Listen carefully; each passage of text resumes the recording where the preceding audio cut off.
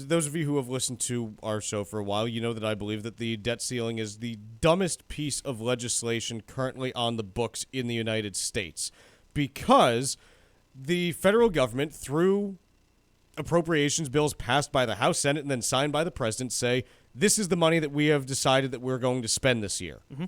The debt ceiling then says, you can't spend this money this year because you signed a bill earlier saying that this was the maximum amount of debt that the United States could issue, even though there's nothing statutory in the Constitution or elsewhere saying that you have to have such ceiling. So it's basically always been a bargaining chip, really, for the last 15 years. Before the last 15 years, it was not even something that anyone paid attention to or really knew about, because it was just rubber stamped. And honestly, even in the last 15 years, it's basically been rubber stamped because it's dumb. You've already appropriated the funds. You've already said how much you're going to borrow for the year. Why do you then impose? This would be like, imagine, I'm trying to think of the equivalent here. Imagine that you set your household budget, Paul, and you say, hey, you know what? I'm going to spend $2,000 a month or $24,000 a year on whatever I like, on the things that I need in order to live. Okay. And then this would be like, if you come back like 3 months later and you go, oh, but I also made the decision last year that I only wanted, that I was going to cap my spending at $10,000, and now I can't spend the $24,000 that I need to in order to live, even though I have the money to do so.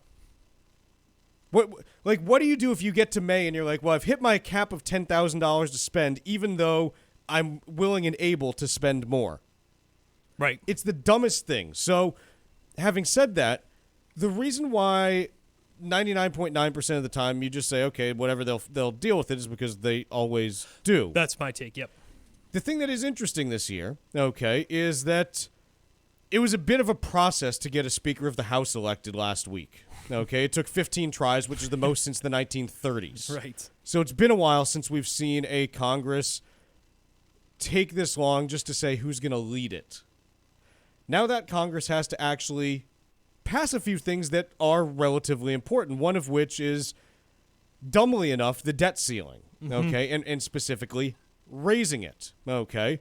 So the theoretical happening that occurs in the event that the debt ceiling is breached and not raised is that the U.S. would technically be able to default, but it's not a certainty that they would.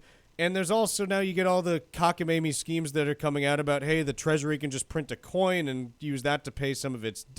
It's like, okay, I can't do the alphabet soup of different crazy schemes for how to potentially fix this, when the obvious solution is just get rid of it because it's so stupid to begin with.